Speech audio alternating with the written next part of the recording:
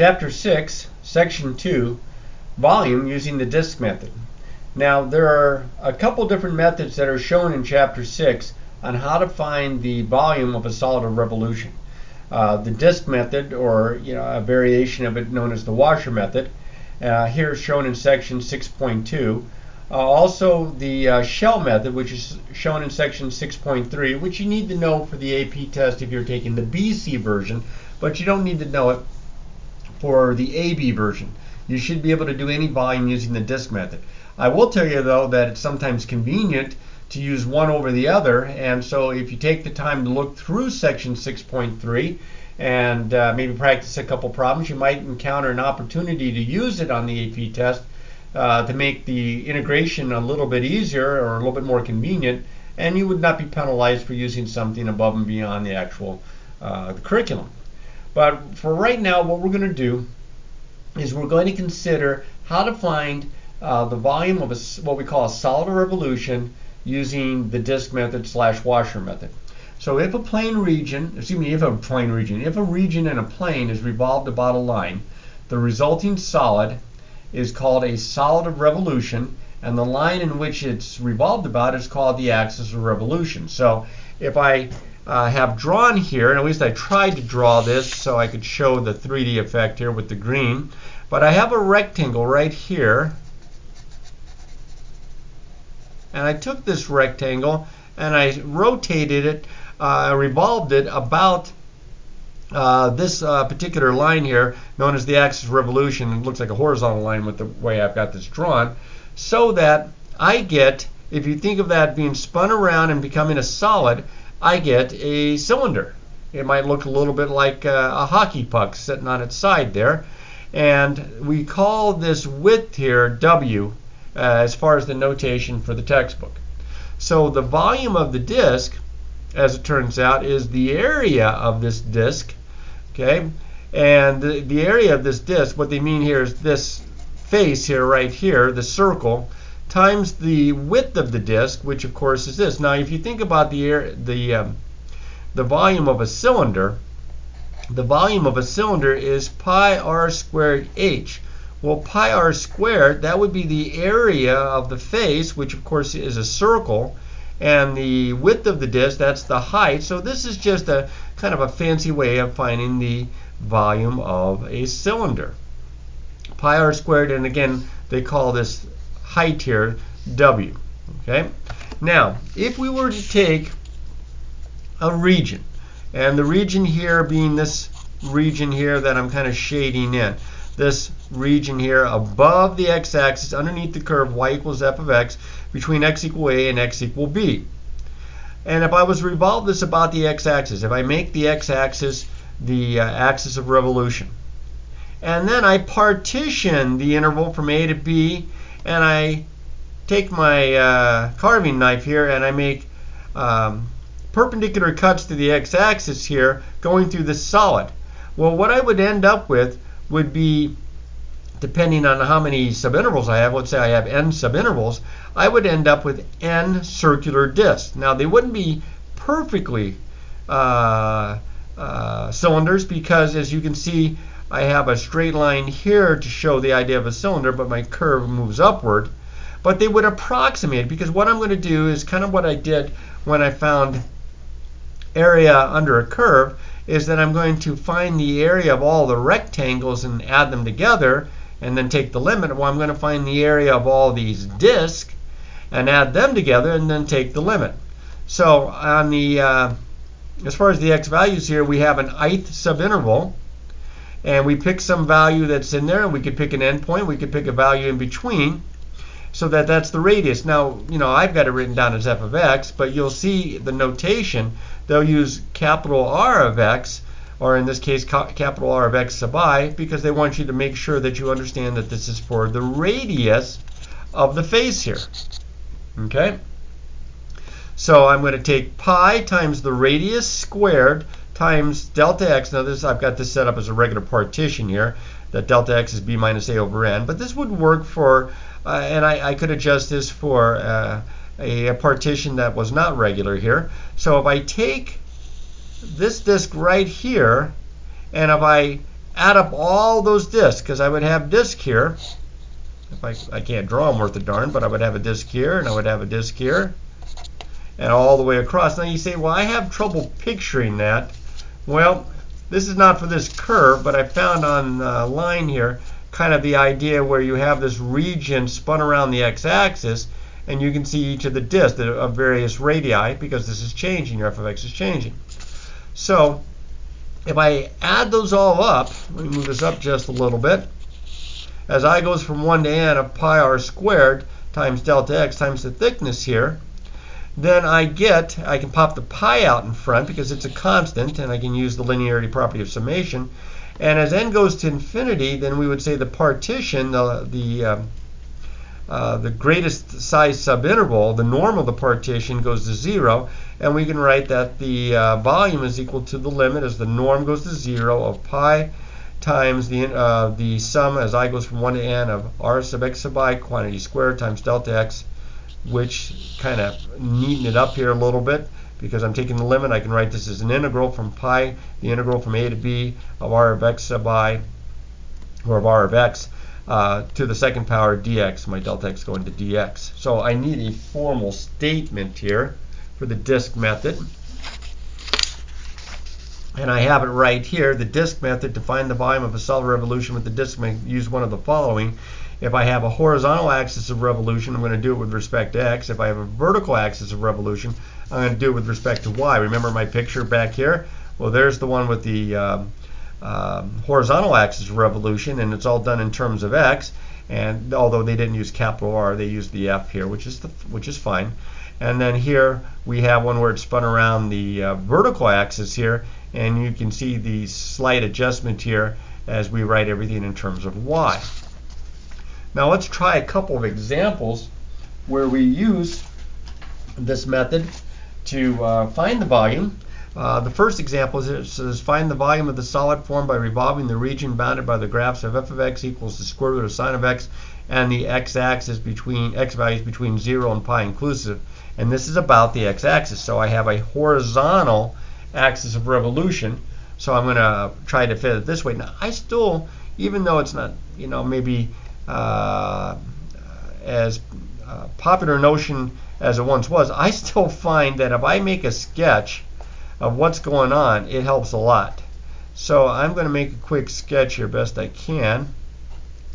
And we'll go from here from, let's say, 0 to pi. So let's make this pi here. And we'll say this is 1. If I plug in 0, I get 0. If I plug in pi, I get the square root, which is 1. So it's going to probably look something like this. X-axis between 0 and pi, and this is the region that I am going to spin around, best I can anyway, the x-axis. So to me, it looks a little bit like, put the special 3D effect in here, get your 3D glasses out. It looks a little bit kind of like a bullet, okay? And what I'm going to do now is I'm going to find this using this formula here, that my volume is pi, the integral. My x values are going from 0 to pi. My radius for my representative rectangle here that's spun around here, that gives me that disk, is the y value here on this curve. And the y value on this curve is the square root of sine of x. So it is the square root of the sine of x squared dx. Well, how convenient is that? This is pi, the integral from 0 to pi of the sine of x. dx, I square the square root. This is going to be negative pi times the cosine of x, running from 0 to pi. So I got the opposite of pi times, see if I put in the cosine of pi, that's negative 1 minus the sine of pi is positive 1. So I have negative pi times negative 2. This is positive 2 pi. And this is cubic units because I'm finding the volume here. Okay? Everybody good on that one?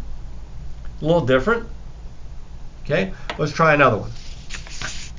Let's find the volume of the solid formed by revolving the region bounded by the graphs of f of x equals 3 minus x squared and g of x equals 2.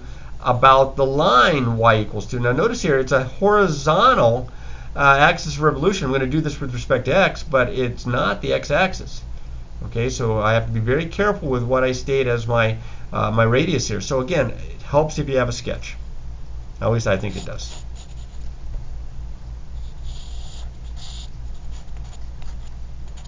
One, two, three, four. That's plenty. There's 1, 2, 1, 2. And let's see what we have here. That's a parabola. Vertex is at 0, 3. It goes downwards. So that's this one and this one. And it's going to look something like this.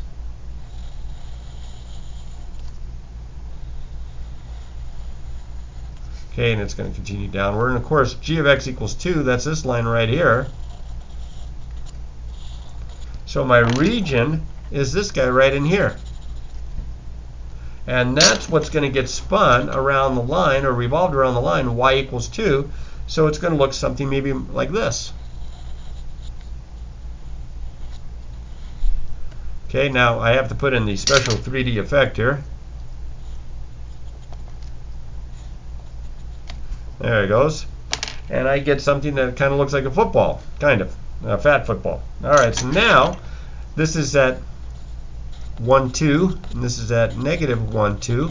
So I'm going to integrate pi, the integral from, I'm going to go from negative 1 to 1. But because I have symmetry here, I'll show you a shortcut to do that. But I'm going to go from negative 1 to 1. I have symmetry with respect to the y-axis there. Now I need my radius. My radius of my here's my representative rectangle right here in the original curve, not where it got revolved. It's this height. Now what is this height? Well, that's y all the way up to here. From here to here is y. So this is all of y minus 2. So this is going to be the y value of this curve, the y value of this curve minus 2. So I'm going to have 3 minus x squared minus 2. That's what's going to get squared with respect to x. There we go. This is going to be pi, the integral from negative 1 to 1. Looks like 1 minus x squared, quantity squared, dx. Remember, the radius is squared, so that's going to be from negative 1 to 1, pi times that integral of 1 minus 2x squared plus x to the 4th, dx. Now, I am going to get some fractions here, so I'm going to show you a little shortcut. Because I have symmetry with respect to the y-axis, and I'm going from opposite of a to a, or negative 1 to 1, I can rewrite this using a formula that we had that had to do with integration of even functions from opposite of a to a, and by taking this as 2 pi, the integral from 0 to 1, 1 minus 2x to the second plus x to the 4th dx. The reason I like this is because when I plug in 0, I'm just going to get 0. But here I'll get some fractions. Otherwise, I have two sets of fractions to mess with. So it's like finding the volume of this part and then just doubling it because the other side's the same volume. So this is 2 pi, and this is going to be x minus 2/3 x cubed plus 1/5 x to the 5th, running from 0 to 1. So this is 2 pi. If I plug in 1, I get 1 minus 2/3 plus 1/5. If I plug in 0, I just get 0. That's just minus 0. So let's see. 1 minus 2/3 would be 1/3. 1/3 plus 1/5 would be 8/15, if I'm not mistaken. So I have 2 pi times 8/15, which would be 16 pi over 15 cubic units. And I have found the volume of that solid. Kind of messy, but that's the guy.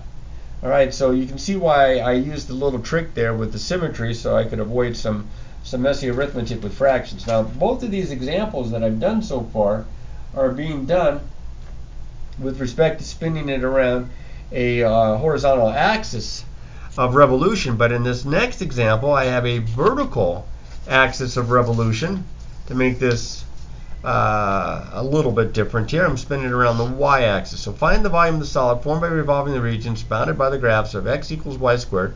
That's a parabola that opens to the right. X equals 0, that's the y-axis. Y equals 3, that's a horizontal line, and this is spun around the y-axis. So let's see what this looks like here. May not have given myself enough space here. We'll see. Y equals 3. 1, 2, 3. Okay. So y equals 3 is up here. X equals y squared. Okay, so 0. I may have to make this scale a little bit bigger because I think what I'm going to need here is I'm going to need to take this out all the way to 9. So at 0, I'm at 0. And let's see. At 9, I'm at 3. So I'm thinking it's going to look something like this. Now, this x equals 0 is this line. And y equals 3 is here, and x equals y squared is this. It also goes this way, but you can see it's kind of a wedge looking shape here, not quite a triangle. And that's the region here that I want to spin around the y-axis. So spinning around the y-axis here might make it look kind of like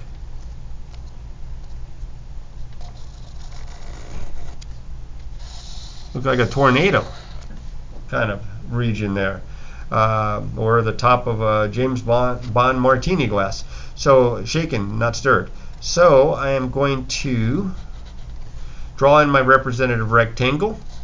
Notice how it's horizontal because everything's going to be done in terms of y since I'm spinning around the y-axis.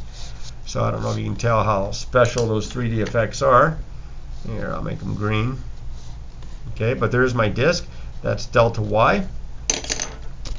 So this is going to be pi, the integral. Now what are my y's changing from? The y down here at 0 to the y up here at 3. What's my radius? Well, it's this x value on this curve. So on this curve, this x value is y squared. So it's y squared, and that radius gets squared, dy. Not so bad. This is pi, the integral from 0 to 3 of y to the 4th power dy. So this is going to be up to 5 over 5. I'll write this as pi over 5 times the quantity y to the 5th running from 0 to 3. So this is pi over 5. 3 to the 5th is 243 minus 0. So I'm going to get 243 pi over 5 cubic units for my area, or for my volume, I should say. All right, not so bad. All right, now it gets a little fancy. What happens if our region isn't solid, but it kind of has like a hole in the curve? So what I mean by that is I want to adjust or extend, however you want to say it, the disk method to include solids revolutions that have holes in them.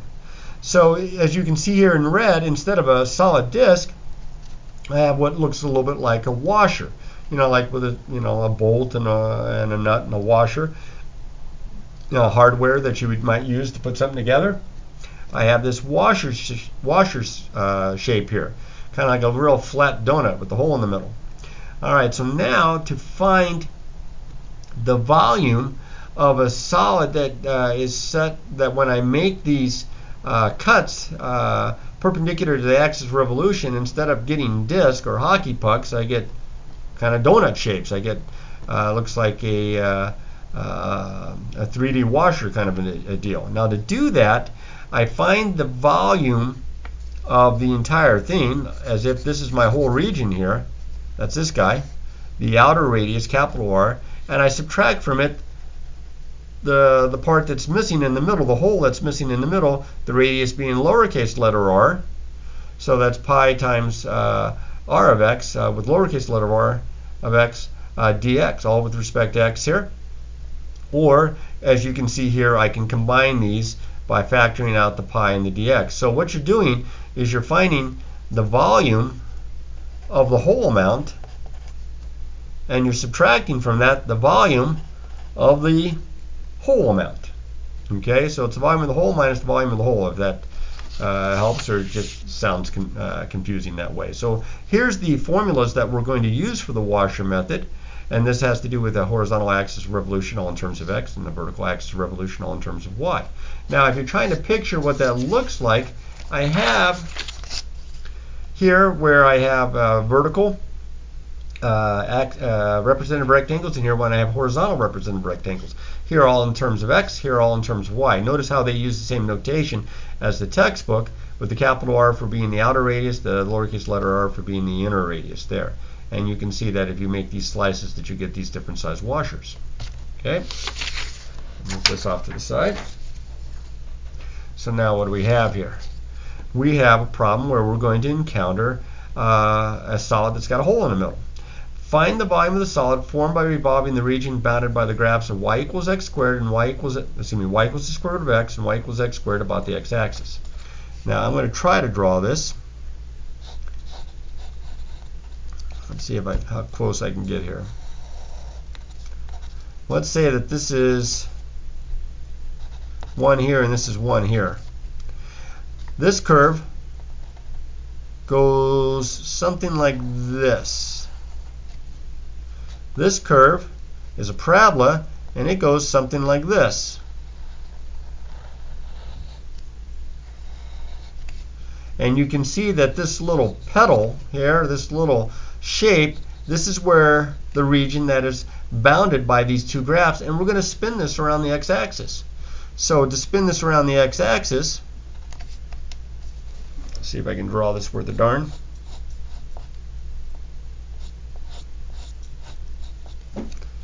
I'm going to get a shape, put the special 3D effects in. Here, let's ignore this part. We don't need this anymore.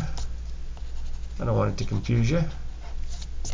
Of this region here, now I don't know if you can tell what this is, but to me it looks like a bullet with a tornado taken out of the middle. Okay, it's going to be kind of like a vase or something, or some kind of bowl shape here.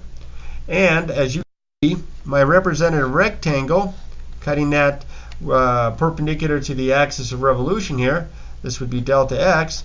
This height, the capital R, is the y value on this curve, which is the square root of x, and then the lower part here, that's the y value on this curve. So I have pi running from, this is going from 0 to 1,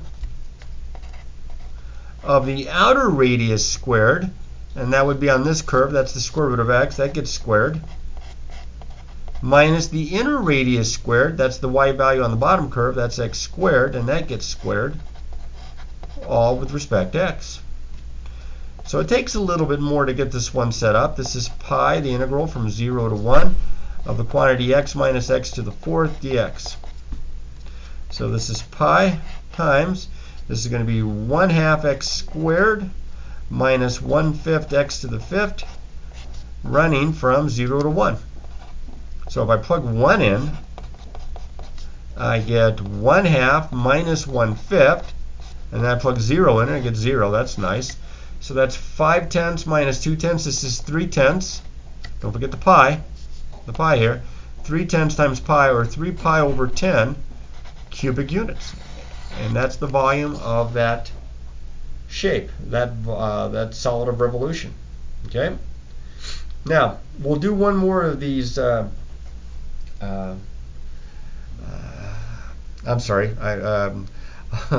Of these washer method problems. There we got it. There I said it. Of these washer method problems, but this time we'll do it in around a vertical axis of revolution, just to kind of give you a peek at that. So find the volume of the solid revolution formed by revolving the region bounded by the graphs of y equals x squared plus 1, y equals 0, x equals 0, and x equals 1 about the y-axis. So we're going to spin this around the y-axis here. Okay.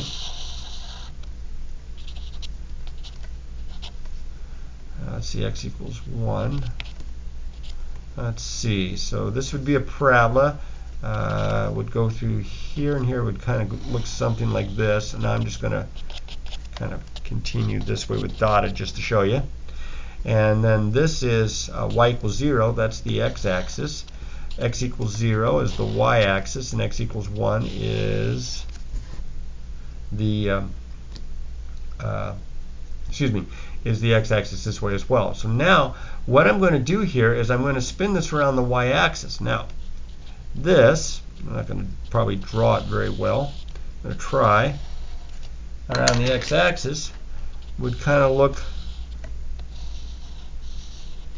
something like that. So to me it looks a little bit like a cylinder or some kind of a tin can, and they took like a scoop, like an ice cream scoop, and they took a big scoop out of the top and kind of hollowed it out there. So what I have here is actually a problem that I would have much better luck breaking this apart into two pieces, because you can see that the representative rectangle here is different than the representative rectangle here, because here it's the difference between this x value and x equals 0, where here it's between this x value and this changing on the curve. So I'm going to break this apart. I'm going to do the cylinder on the bottom because there's no hole. The sides are straight here, so on the bottom I'll call that A here. The volume of A would just be pi r squared times the height, which is 1, or just pi cubic units. But the top is going to be a little bit different. So the volume on the top, let's call that B up here. The volume of B would be pi the integral of, now my y values are going from 1 to 2. And I'm going to have to take the difference of the x's. I'm going to take this x minus this x to find the height of my representative rectangle, or the length of it, however you'd like to think. Well, this x value doesn't change. It's constant. So that's going to be 1 minus, and then this x value on this curve, well, I don't have an x value on this curve. I have y equals x squared plus 1. So I'm going to have to take, subtract 1, and then I'm going to have to take the square root of this.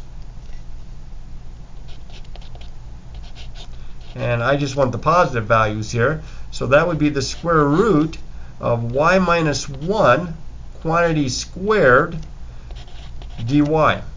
Now, as it turns out, I may have done myself an injustice here by picking an example of a problem and perhaps getting this squared away in such a way that it doesn't integrate nicely, but I have to deal with it. So I have to square this out. This is the radius squared. Oh, actually, take that back. I was wondering why I had such a messy looking integral. It's this y value squared minus this y value squared. It's this y value squared minus this y value squared. This y value squared. Or this x, I should say this x value squared that's in terms of y. So it's this x value squared minus this x value squared. Oof. I thought, what have I done to these students to give them such a tough problem here? So pi from 1 to 2 of, this is going to be 1 minus, now I square this is going to be the quantity y minus 1. So this is going to be pi the integral from 1 to 2 of, looks like the opposite of y plus 2. So this is going to put the pi out in front here. The negative 1/2 y squared plus 2y running from 1 to 2. So if I plug in 2, I get negative 2 plus 4 is 2, minus, if I plug in 1, I get negative 1/2 plus 2 is 3/2. So this turns out to be a half pi, or pi over 2. Now that's not my answer. That's just the top part. That's B. That's the volume of B. So now I combine these, pi cubic units plus pi over 2 cubic units. My volume is 3 pi over 2 cubic units. That one's a peach. All right, but just when you thought we were all done and it couldn't get any different than this, I got one other type of volume problem to show you. Now, there was a time when I was first teaching calculus that it never seemed to pop up on the AP. Now it shows up all the time, and it's not a solid of revolution. It's called a volume of a solid that has a known cross section. Now, I have a picture here. Here's a region, R here, in the first quadrant. It's y equals 4, the square root of 9 minus x squared. That's unimportant here. But what we're going to do is we are going to think of the solid that's formed so that if we were to take a cross section, like it's built up here, it's coming up here, right? Up. And we were to take a cross section of this, that we would get the same shape every time. And in this case, they try to draw it in such a way that it looks like a square. Now, there's no way I can draw 3D on 2D, but that's the effect that's supposed to be showing here, that you get a square of this size. And as you can see here, because it's skinnier down here, the square would be much shorter, whereas it was here, the square would be much taller. So you get a shape that's kind of a, well, it's a solid, but the only thing that we have going for us is that if you were to cut perpendicular to one of the axes, in this case we're going to probably do the x-axis here, that we would get the same cross section. Now if you take a loaf of bread, let's say you go out and you get some nice French bread, and you were to make cuts on, perpendicular to the surface in which you've got it lying on, you would get essentially the same size cross sections, smaller at the end, bigger in the middle. Well, that's what's going on here. And what they can do here is they can change what kind of cross section you want. It might be a square, it might be a semicircle, it might be a right triangle or an isosceles triangle. There's all sorts of different kinds. So we're going to have to practice this, because this is going to most likely be on the AP. But the formula is much easier to remember than the formulas for the volumes of the solids of revolution. By the way, here's just one more where I don't know if you can tell, the cross sections are triangles. Okay, I don't know if you can see that very well. You can find all sorts of much better diagrams if you look on the net, because you get the color and stuff. So let's see what we can do here. The volume of a solid that has known cross section. For cross sections of area A of x perpendicular to the x-axis, or A of y perpendicular to the y-axis, it's the integral from A to B of that area dx, or of that area dy. So I'm going to show you an example of this, best I can anyway. I don't think I've got this one drawn out anywhere. I guess I do not. Okay, so let's see what we're going to do here. It says the base of a solid of the region in the second quadrant, enclosed by the graph of y equals x to the third plus 7x to the second and the y and the x-axis. So anyway, what I'm going to do is I'm going to try to make a reasonable sketch. You can see I tried once before here. I had to edit that part out here. And I noticed that I go through 0, 0, and I go through -7, 0. And if I'm not mistaken, let me grab my graphing calculator here so that I'm not too far off here. I am going to graph x to the third. If I can find x raised to the third. Let's see, what is that? Plus 7x squared. And let's make my window. Let's go with standard here and see what happens.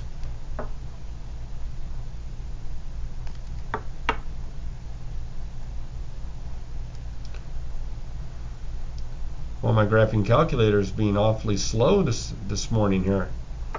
Doggone it. Maybe I'm going to have to do without. Did somebody play around with my calculator when I wasn't looking? Let's see if I set myself up for something incorrect here. Well, we'll come back to it. I believe the sketch, and this is not going to be perfect by any means, but I believe what happens is it comes up here somewhere in the second quadrant, goes right back through here on its way down, and then I think this probably curves like this. So I want this region here, and I want to have that with the x-axis, and I want the cross sections perpendicular to the x-axis to be squares. Now I'm never going to be able to draw 3D well enough for you to see this, but I'm going to have squares all the way through, kind of like I did in the previous diagram, which I think I've already, something like that, from here to here. So I am going to integrate from -7 to 0. Well, the area of a square is side times side, and this side is the y value on this curve, which is x to the third plus 7x squared. So I have to take the y value on the curve, That's the length of one side of the square, and I have to square it. That's my area. That's my A of x with respect to x. So now, unfortunately, I've got to go from -7 to 0. I'm going to have to square that out. That's x to the 6 plus 14x to the 5th plus 49x to the 4th dx. Well, I'm not looking forward to plugging -7 in there. So let's see, this is going to be 1/7 x to the 7th plus, this is going to go up to 6 over 6, so that'd be 8/6 or 14/6, which is 7/3 x to the 6th, up to 5 over 5 plus 49/5 x to the 5th, running from -7 to 0. Well, 0 is easy to plug in. I'm just going to get 0 minus, and then here I'm going to have 1/7 times -7 to the 7th plus 7/3 times -7 to the 6th plus 49/5 times -7 to the 5th power.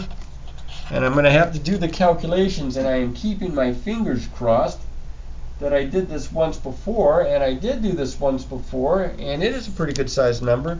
7,843.267 cubic units to 3 decimal places.